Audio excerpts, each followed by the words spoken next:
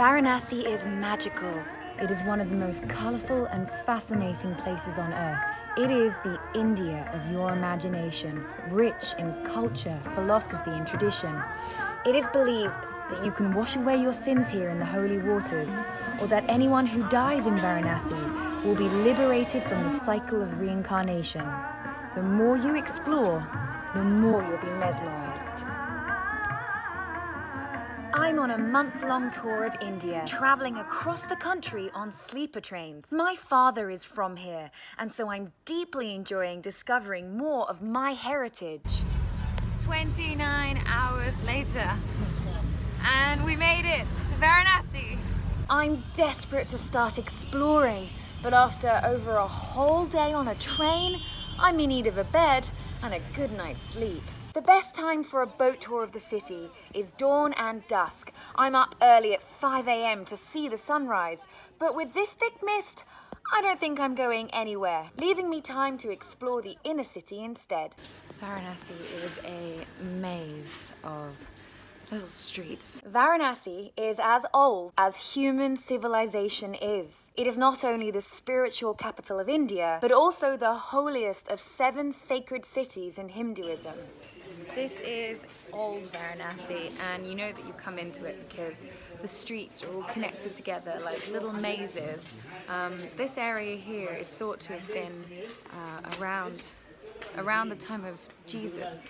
We saw a tree earlier in a temple that was predated Jesus.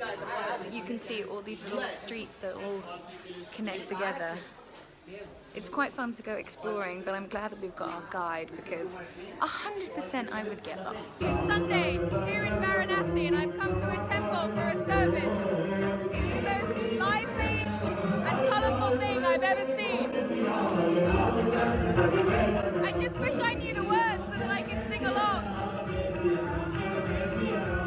The Ganges River runs through Varanasi. Devout Hindus dip in these holy waters from the crack of dawn, chanting prayers to purify their souls. But as pollution levels rise, it definitely is a battle of belief over bacteria. Much of the daily life unfolds at a chaotic and intense pace and takes place on one of the city's more than 80 ghats, giant ceremonial steps that descend into the river, many of which were built after 1700 AD.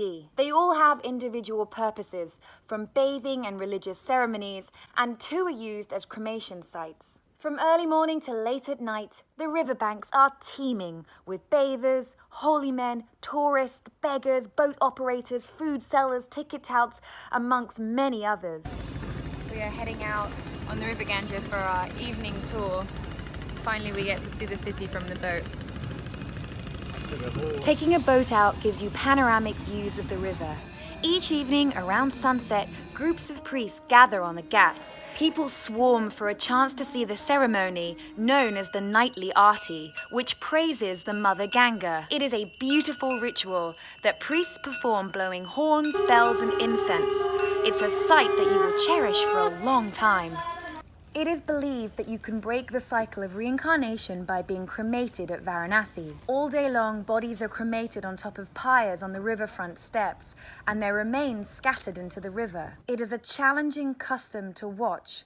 You'll see and smell the smoke before arriving at the ghats, but it is a truly compelling spectacle. You'll come face to face with death here, and it's hard to describe. You'll notice feelings of sorrow and mourning for the passing of loved ones, but at the same time joy, as they are finally reaching their resting place, no longer to be reincarnated. No guidebook or video can prepare you for what you might feel in Varanasi. It's just one of those places that you have to experience for yourself. You'll here have a sense of having, just for a moment, glimpsed India's soul. बोलिए गंगा मैया की जय, बाबा विश्वनाथ की जय, माता अन्नपूर्णा की